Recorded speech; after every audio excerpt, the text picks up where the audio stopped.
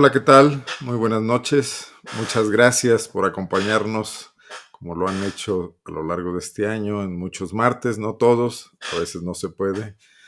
Soy Arnoldo Cuellar, soy integrante del Laboratorio de Periodismo y Opinión Pública y vamos a dar inicio a lo que será la última videocolumna de este complicado, difícil, azaroso 2020, que ya se encamina a sus últimos días, pero que no promete tampoco noticias muy buenas, por lo menos en el arranque del año que le sigue el 2021. Y empecemos por eso, por el tema de la pandemia que dejamos pendiente la última vez. La curva, el ascenso de los casos se sigue agravando en todo el país.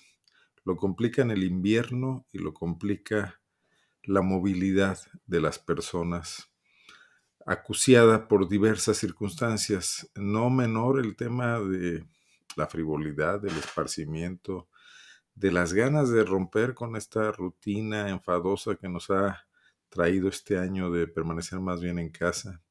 Por otra parte también, y no es descartable como un factor, el tema de la necesidad de salir a trabajar, de salir a ganar el sustento, de continuar moviendo esta complicada economía que de por sí ya tenía muchos problemas y que más se agravaron con este fenómeno sanitario que nos afectó en este año. Pero independientemente de esas causas, también de la falta de decisión de los gobiernos, de todos los gobiernos en todos los niveles, de establecer políticas públicas que le permitan a la gente prácticas más sanas de convivencia, que restrinjan algún tipo de actividades, que también busquen de alguna manera apoyar esa actividad económica que pudiera verse limitada.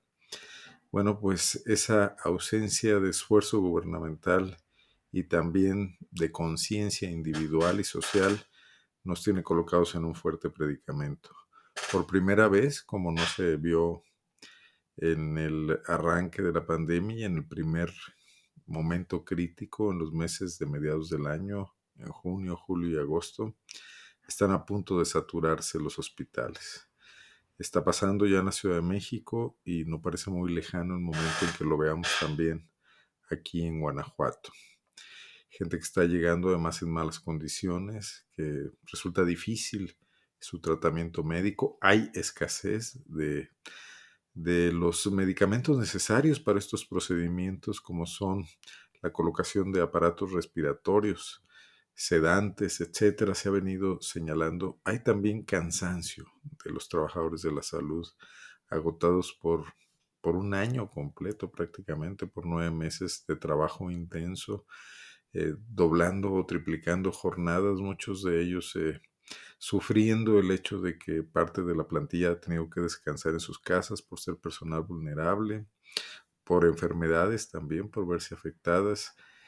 Una situación verdaderamente difícil.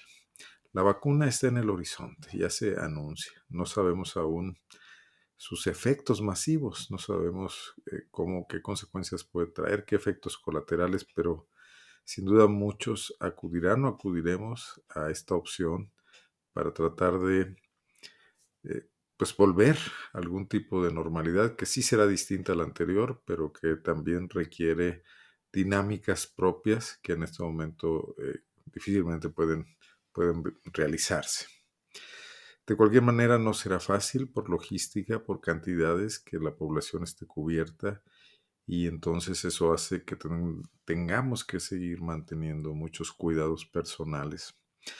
No es lo que hemos visto en nuestras ciudades. Y no me refiero solo a lo que pasó en el partido de fútbol del pasado domingo, que merece comentario aparte, sino a festividades, a reuniones, a fechas donde se celebran efemérides religiosas. La gente está saliendo en muchos municipios. Está también esta idea que surge en las conversaciones de personas que no creen en la existencia del virus, pero están dispuestos a creer cualquier otra clase de cosas. Y todo eso complica la posibilidad de controlar socialmente con mecanismos de ingeniería social la extensión de la pandemia. Vamos a vivir días difíciles y lo que las autoridades dicen por una parte y lo hacen con efectos de imagen y de propaganda, como es la constante ya en los gobiernos que tenemos o que padecemos en estos tiempos, es muy distinto lo que hacen en la práctica. En Guanajuato, concretamente, el gobernador del estado, Diego Sinúa Rodríguez Vallejo, ha firmado un acuerdo junto con sus pares de la Alianza Federalista, diputados del PAN, diputados de otros partidos, para tomar medidas más drásticas para enfrentar la pandemia, entre ellas aumentar el número de pruebas.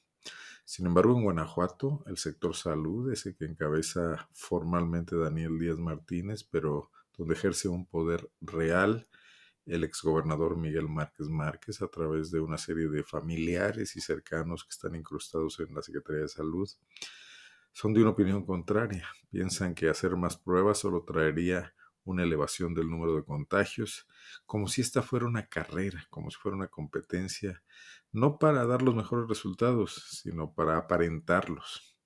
Bueno, eso es lo que tendremos que padecer desde la parte gubernamental. Mucho podríamos hacer si independientemente de eso, desde la sociedad tomáramos conciencia con claridad de que está en nuestras manos la posibilidad de evitar riesgos innecesarios y frenar el contagio. Vamos a ver qué pasa en los próximos días, cuando se venga lo más crudo, lo más difícil de la temporada invernal y a la influenza y la influenza que vieja conocida se sume a los casos de COVID-19. Eh, no está de más comentar, bueno, pues que el club de fútbol de la localidad de León obtuvo un espléndido resultado. Tiene esto muy contentos a todos, no solo en León, en Guanajuato entero, mostrando que se puede jugar bien, que se puede jugar bonito y tener al mismo tiempo resultados. Un técnico innovador parece ser este Ignacio Ambriz, que le ha cambiado la cara a este León, que lo ha vuelto a sus mejores épocas, que ha continuado una escuela iniciada por técnicos anteriores, como Matosas, y que le ha dado una gran satisfacción a su público, pero que además ha alegrado la competencia de esta liguilla jugada en estadios sin asistencia de público, salvo por ahí una excepción en Guadalajara. Y suena interesante tomarlo como metáfora, porque el Club de Fútbol León sacó buenos resultados haciendo bien lo que debería hacer cualquier equipo, jugar al fútbol con alegría, con espíritu ofensivo, buscar la meta rival, meter goles, defender bien, defender pulcramente, o sea, ir a la esencia de la actividad. Y no es una actividad donde se puedan sacar resultados simulándolo o sacando campañas de prensa o contratando tuiteros. Es una actividad en la que se tiene éxito teniendo resultados. Debería ser un buen ejemplo para nuestros políticos. Hacer las cosas bien, obtener resultados, jugársela en la cancha, arriesgar el físico, reditúa en la vida, en la política, en el deporte. Querer simularlo y jugar únicamente a gastar el recurso social en grandes y aparatosas campañas para simular que se gobierna y no hacerlo en la realidad, siempre va a ser contraproducente. Siempre nos quedaremos fuera de los buenos resultados. Bueno, ojalá los políticos que tan entusiasmados se pusieron la camiseta del Club León, se tomaron fotos y abusaron hasta la náusea de los buenos resultados del club para colgarse de ellos, tomen en serio también esta otra lección. Sin embargo, ahí mismo en el tema futbolero, las autoridades del municipio de León y del estado fueron incapaces de controlar, de encauzar la alegría de ese público y se dieron concentraciones masivas que, bueno, pues difícilmente podían ser ya inhibidas una vez que iniciaron, no solamente fuera del estadio, sino en muchos barrios de la ciudad. Y esto sin duda puede traer consecuencias muy delicadas en el tema de la enfermedad, de la pandemia de coronavirus. Esperemos que no, lo sabremos en los próximos días, justo cuando estemos en las fechas navideñas y de fin de año. No es lo único que está ocurriendo en Guanajuato, grave, delicado. El tema de la violencia está particularmente en un momento altamente preocupante. Si usted, como lo hacemos muchos de nosotros en las mañanas, abre cualquier periódico del estado de Guanajuato, de las principales ciudades, encontrará que arrinconadas en las páginas policíacas, en las páginas de interiores, cada vez menos en las portadas, aparecen recuentos estremecedores de crímenes que ya llegan a la barbarie, de situaciones límite a las que no tendríamos que acostumbrarnos y que tendríamos que exigir que cesen y que alguien les ponga freno, y ese alguien es el Estado en su más amplia acepción.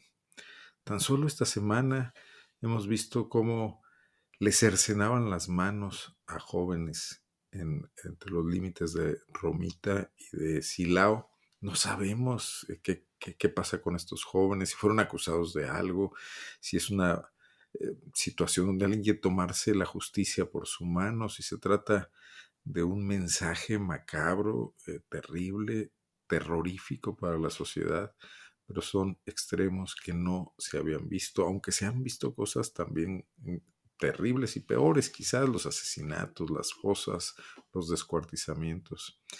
Sin embargo, la barbarie está en una espiral que nos envuelve como sociedad.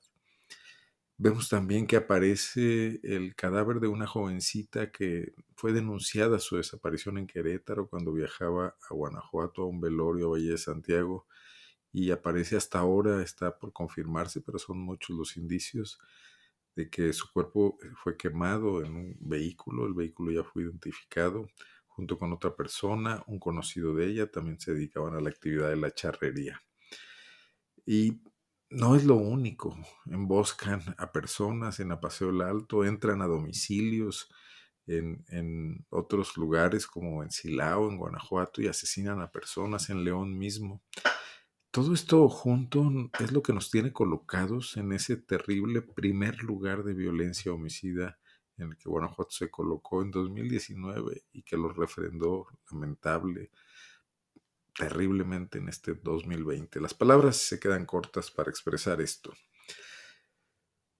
El tobogán en el que estamos metidos como sociedad, porque eso pasa aquí, pasa en nuestras calles, pasa en lugares por los que transitamos todos los días, por los que tenemos que eh, pasar para ir a trabajar, para ir a hacer compras, para ir a lugares de esparcimiento, para visitar familiares, etcétera. No se puede vivir así, con esos niveles de violencia.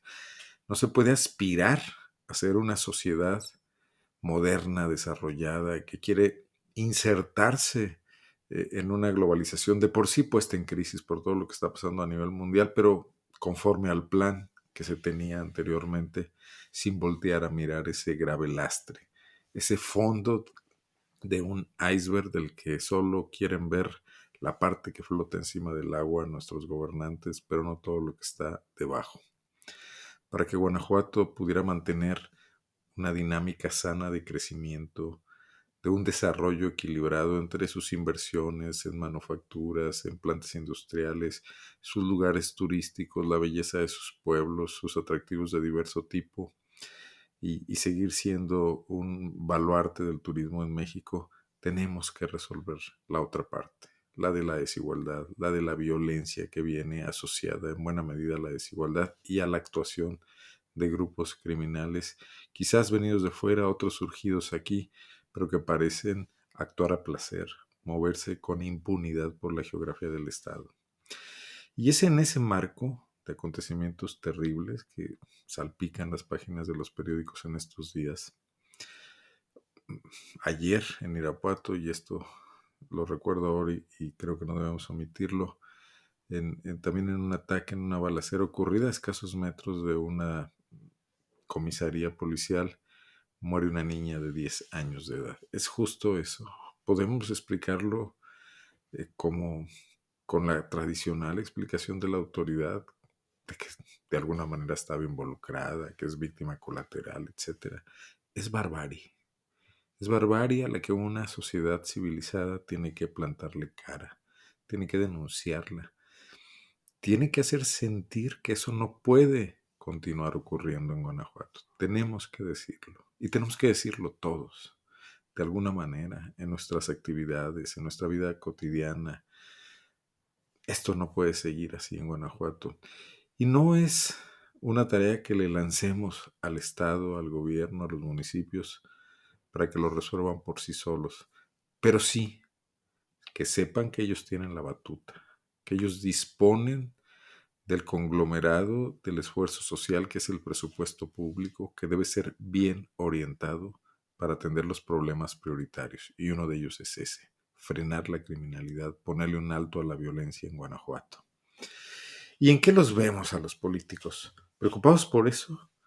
Pues no, están preocupados por diseñar sus plantillas de candidatos, por intercambiarse de partidos, por piratearse candidatos. Los del PRI se van al PAN, los del PAN se van a Morena. En eso están preocupados los partidos políticos. En hacer un diagnóstico del Estado, ¿los ve usted ocupados y preocupados? Por supuesto que no. Están simplemente pensando cómo van por los pocos votos que muy probablemente se den en la próxima elección, producto de que es intermedia, de que no se está disputando la gubernatura, y producto de la pandemia y producto del hartazgo de las personas con los partidos políticos. Y ya están pensando cómo financiar las campañas, cómo comprar los votos. O sea, para ellos no ha cambiado nada. No existe nueva normalidad. Es la misma vieja de siempre. Y aunque les ha ido muy mal, y parte de ello es el resquebrajamiento que sufrió la oposición en 2018 a nivel nacional y un descalabro también a nivel estatal. Lo que es oposición a nivel nacional aquí es gobierno. Su baja en votos de todos estos partidos políticos es lo que no los hace, bueno, eso no los ha hecho reflexionar sobre qué es lo que están haciendo mal. Y continúan como siempre. Y una muestra de que continúan como siempre es el tema que hemos abordado aquí en diversas ocasiones y que muy probablemente tendrá su colofón, su culminación en esta semana, y es la designación de un procurador de los derechos humanos de Guanajuato, o como se le conoce por el término sueco de ombudsperson o defensor del pueblo. Creo que era un momento importante para que el Congreso de Guanajuato, que por primera vez tiene la absoluta prerrogativa y potestad de consultar, de indagar, de convocar y de definir quién puede ser el próximo procurador de los derechos humanos de Guanajuato, los violentados derechos humanos de Guanajuato por esta ola criminal y de violencia que vivimos, pues surgiese de un proceso que tocara fibras profundas, que buscara entrar al análisis de lo que pasa, recurrir a los especialistas que conocen del tema, escuchar a la sociedad, deliberar en el mejor sentido de la palabra profundamente y luego establecer un perfil mínimo y tratar de llenarlo con quienes se presentaran voluntariamente o incluso realizando invitaciones que podría ser a acudir en buena lid, participar en este proceso, de que debería surgir no solamente un mejor procurador de los derechos humanos para Guanajuato, sino también un diagnóstico de lo que ese procurador debe y tiene que hacer, a qué está obligado, cuáles son los mínimos que debe imponerse, porque además es un funcionario bien pagado, con una estructura a su servicio que lo menos que puede es dar resultados. Son instancias paliativas que la sociedad se ha dado para establecer equilibrios de poder interno. Y esto nos habla mucho también de la falla de otros equilibrios de poder como la división de poderes, y queda muy en evidencia en este proceso. Bueno, pues no han ido las cosas bien, se ha criticado mucho, yo lo he hecho, el apresuramiento del Congreso para sacar la convocatoria, para apenas escuchar por unos cuantos minutos a los participantes, para tratar de suplantar esta consulta que la ley le establece y le manda, la ley que define el funcionamiento de la Procuraduría de los Derechos Humanos en Guanajuato, simulando que ya se dio la consulta porque se estableció una convocatoria donde solo organizaciones sociales pueden proponer candidatos. Eso no es una consulta.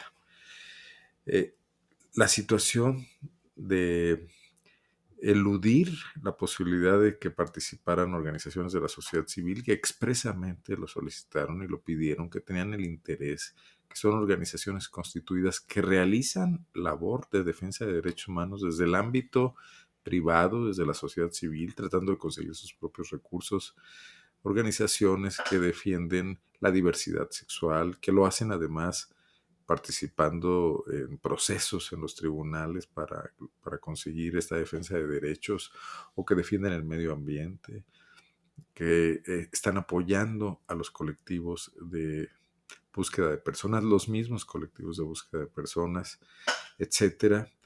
Bueno, pues no hubo manera de que el Congreso los aceptara. Hicieron por su cuenta el foro, un foro que solamente fue atendido por 3 de los 8 aspirantes que pasaron el primer filtro del proceso del Congreso, hablando también de esta, este temor de que el gobierno pudiera ver de mala manera a quienes asisten a un diálogo con la sociedad, y cerrando los cauces para la deliberación social rica, amplia, donde pudieran caber todos en un diálogo civilizado. O sea, parece un Estado en fuga, un Estado que se resiste, muy al contrario de lo que fue la dinámica con la que llegó al poder el Partido de Acción Nacional en Guanajuato.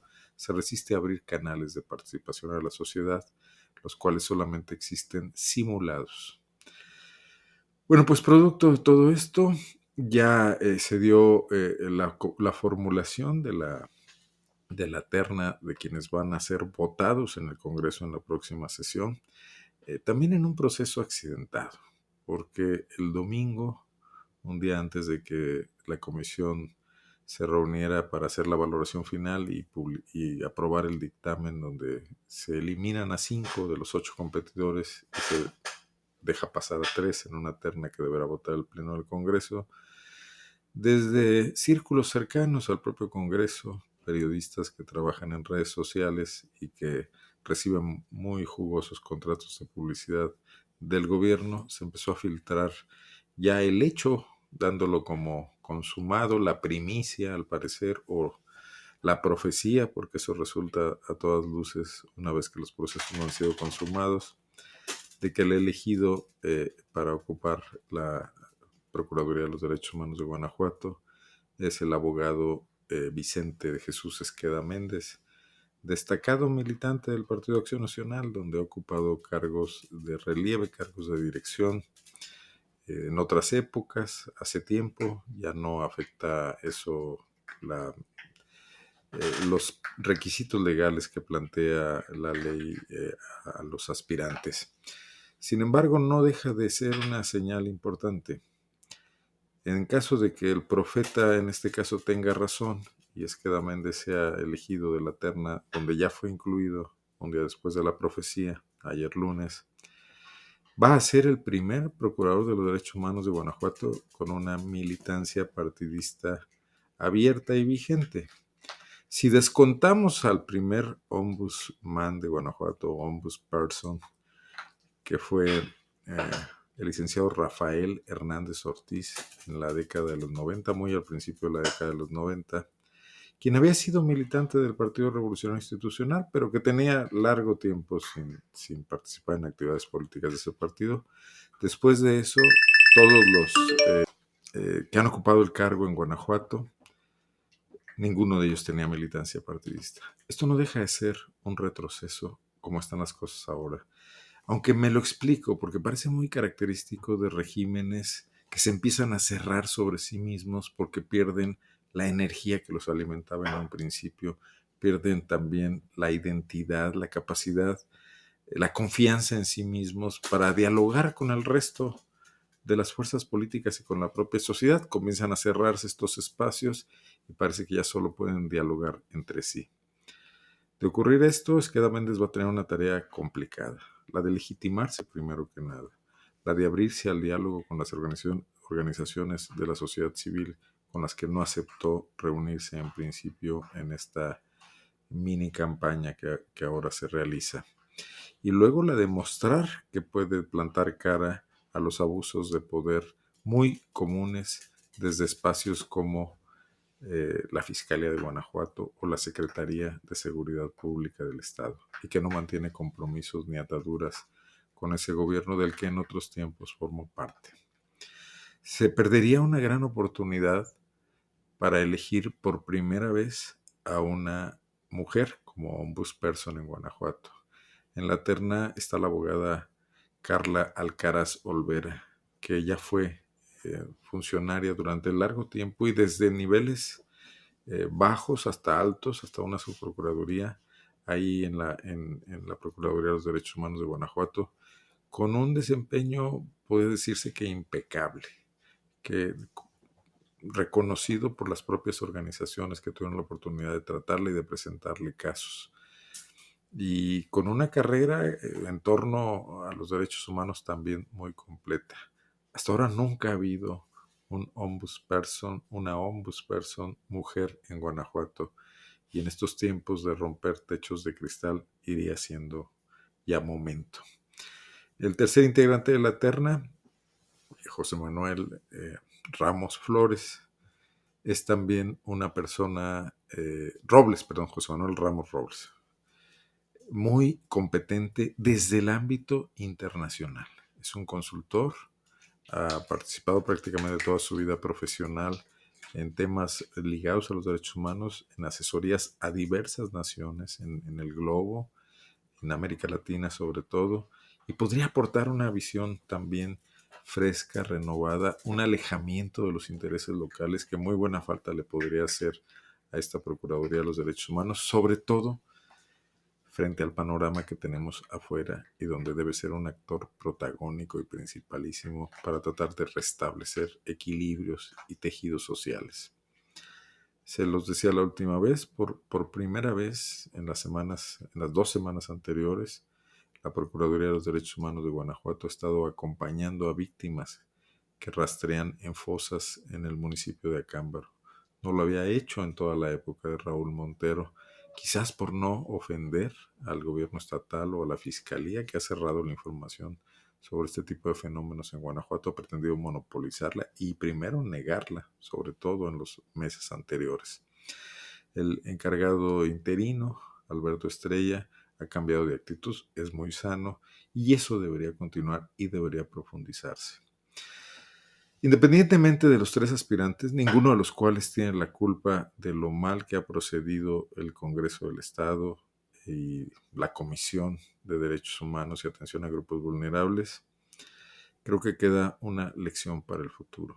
Y es que si el gobierno panista aspira, el gobierno panista incluyendo el Congreso panista, que domina la mayoría de ese partido, que forma parte del gobierno como uno de sus 3 poderes, aspira a distinguirse de los muchos errores que está convirtiendo el gobierno de Andrés Manuel López Obrador, de la Cuarta Transformación a nivel nacional, y esto es algo que hemos dicho aquí anteriormente, lo mejor sería que se distinguiera con resultados, no con una simple retórica, no con un discurso crítico vacío, sino con hechos. Ellos también gobiernan, ellos también manejan presupuesto público, ellos también asumen responsabilidades.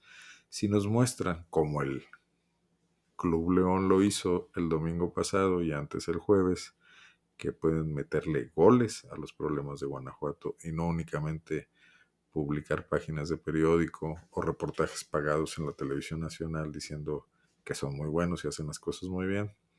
Otra cosa sería, pero por lo pronto, y si es que la profecía del tuitero Fidel Ramírez Guerra se cumple y Vicente Esqueda Méndez es el nuevo ombudsman de Guanajuato, el gobierno panista de Diego Sinue habrá hecho exactamente lo mismo que criticó cuando Andrés Manuel López Obrador intervino a trasmano a través de su mayoría en la Cámara Federal, de la mayoría de Morena, para designar al actual ombudsman nacional, Rosario Ibarra, quien era militante de su movimiento. Así las cosas y la sociedad pues permanece expectante, inerme, decepcionada también, pero espero yo dispuesta a seguir dando la batalla por empujar a los gobiernos a que mejoren. Al final de cuentas no lo deben, al final de cuentas actúan con los recursos que les proporcionamos todos nosotros. Muchas gracias por acompañarme hoy y a lo largo de este año. Esta será, como les decía al principio, la última videocolumna del 2020. No tendremos videocolumna los próximos 2 martes que le restan al año. Nos vemos aquí en enero. descansen también de la política, aunque creo que va a ser difícil, se vienen días agitados, sobre todo en política electoral, pero recuperemos fuerzas para lo que se viene. Soy Arnoldo Cuellar, formo parte del Laboratorio de Periodismo y Opinión Pública de Guanajuato y les agradezco mucho que nos sigan ahí y que también sigan estos esfuerzos de comunicación. Muy buenas noches, muchas gracias.